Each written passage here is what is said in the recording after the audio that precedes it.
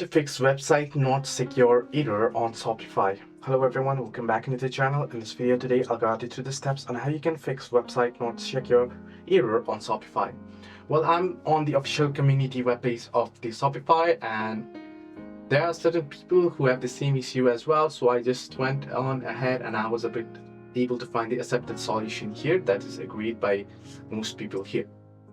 So what you can see is if your Shopify website is not secure, but if your Shopify website is secure, but is being flagged as not secure when accessed via the Google My Business GMB link, there are a few potential reasons and solutions to investigate.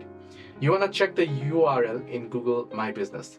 Ensure that the website URL in your GMB listing is correctly set to https:// Sometimes the URL in GMB may mistakenly have been http/, so you want to make sure it is https. Sometimes missing S can trigger the not secure warning. To fix this, you want to log into your Google My Business account, go to info section and find the website field.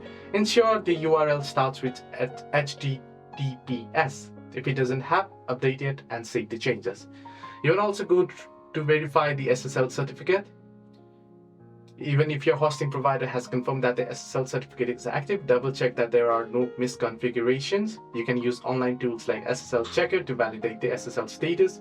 You can check for mixed content issues as well. Sometimes even if the primary connection is secure, your site might be loading some resources like images, scripts, or style sheets over an insecure connection. This results in a not secure warning. To identify it, simply open your site in Chrome, right-click and select Inspect to open the developer tools. Go to the Console tab and look for any warnings and mixed content. Once you do so, if you find any resources being loaded over HTTP, update those links to HTTPS within your Shopify theme settings or code. The other option is to clear your cache and test in incognito mode.